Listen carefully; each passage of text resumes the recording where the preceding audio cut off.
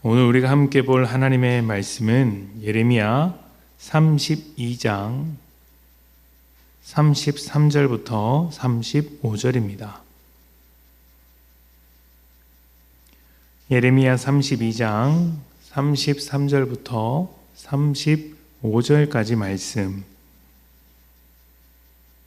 33절부터 35절까지 말씀을 봉독하도록 하겠습니다. 제가 봉독합니다. 그들이 등을 내게로 돌리고 얼굴을 내게로 향하지 아니하며 내가 그들을 가르치되 끊임없이 가르쳤는데도 그들이 교훈을 듣지 아니하며 받지 아니하고 내 이름으로 일컫는 집에 자기들의 가증한 물건들을 세워서 그 집을 더럽게 하며 흰놈의 아들의 골짜기에 바알의 산당을 건축하였으며 자기들의 아들들과 딸들을 몰렉 앞으로 지나가게 하였느니라. 그들이 이런 가증한 일을 행하여 유다로 범죄하게 한 것은 내가 명령한 것도 아니요 내 마음에 둔 것도 아니니라. 아멘.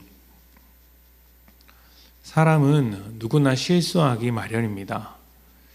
중요한 업무 메일을 보내는데 오타가 나기도 하고 시험 답안지를 작성하다가 밀려 쓰기도 하죠.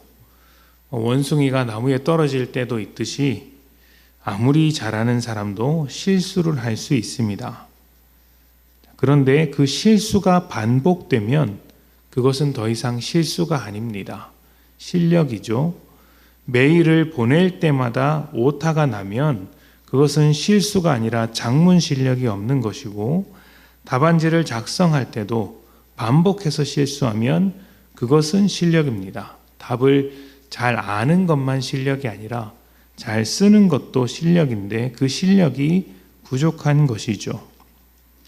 이스라엘이 하나님께 멸망의 메시지를 받게 된 것은 어쩌다가 한두 번 실수했기 때문이 아닙니다. 하나님은 우리가 실수한 것을 가지고 뭐라 하시는 분이 아니죠. 이스라엘은 지속적으로 이스라엘 역사 내내 하나님의 뜻을 거절했습니다. 그것도 실수가 아니라 의도적으로 다른 것을 바라보느라 하나님을 배반했던 것입니다. 그들의 신앙의 실력이 그 정도밖에 되지 않았던 것이죠. 오늘 말씀에는 어떻게 하나님을 거절했는지를 설명하고 있습니다. 가장 먼저 하나님께서 끊임없이 가르쳤으나 듣지 않았습니다. 말씀으로부터 등을 돌린 것이죠. 말씀을 듣는다는 것은 나의 고집과 생각을 내려놓고 하나님의 뜻을 따라 살겠다는 것입니다. 그런데 이 말씀에 등을 돌렸으니 하나님이 아니라 자기 고집이 중심이 되어 살아가겠다는 것 아니겠습니까? 그러면 어떤 일이 일어나겠습니까? 하나님의 성전에 가증한 물건들, 다시 말하면 우상을 세웠습니다. 흰놈의 아들 골짜기에 바알의 산당을 건축했습니다. 그리고 몰렉이라는 우상 앞에 자기 자녀를 바쳤습니다. 제물로서 바쳤다는 것이죠. 이 행위는 하나님께서 정말 싫어하시는 것인데 하나님의 백성이라고 불리는 이스라엘이 이러한 일을 벌인 것입니다. 우상이라는 것에 빠져들면 또 하나님의 말씀의 그 중심에서 사라지면 이렇게 되는 것이죠. 우상을 탐욕이라고 합니다. 탐욕은 하나님이 없는 사람이 그 마음을 채우기 위해 간절히 원하는 것들이라고 할 수 있죠. 우리에게는 하나님과 만나야 할 자리가 있고 또 우리 삶 속에서 하나님과 함께 해야 할 자리들이 분명히 있습니다. 모든 자리가 그렇지만 우리의 중심 자리, 또 필요한 때가 또 있죠. 그 자리에 하나님을 대신하는 어떤 것이 있다면 그것은 우리를 탐욕으로 이끌고 가는 우상입니다. 아무리 좋은 것이라도, 아무리 대단한 것이라도, 또 우리가 아무리 간절히 원했던 것이라도 결국 멸망의 길로 빠져들게 하는 우상에 불과한 것이죠. 이 우상은 우리를 가만히 두지 않습니다. 때로는 즐거움을 주고 때로는 괴로움을 줍니다. 때로는 지치게 만들었다가 때로는 위로를 주는 것 같기도 하죠. 우리가 음식을 먹을 때 단맛만 계속 먹거나 짠맛만 계속 먹으면, 짠 음식만 계속 먹으면 물려서 못 먹든지 고통스러워서 못 먹든지 하겠지만, 달고 짠 것을 번갈아서 먹으면 중독이 됩니다. 빠져들죠.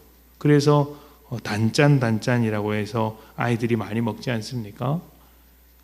자극을 계속해서 받으면 그 자극에 빠져서 미치는 지경까지 가는데, 우상이 우리를 그렇게 만듭니다. 좋은 것을 줬다가 나쁜 것을 줬다고 해서 더욱더 우상에게 빠져들도록 하는 것이죠.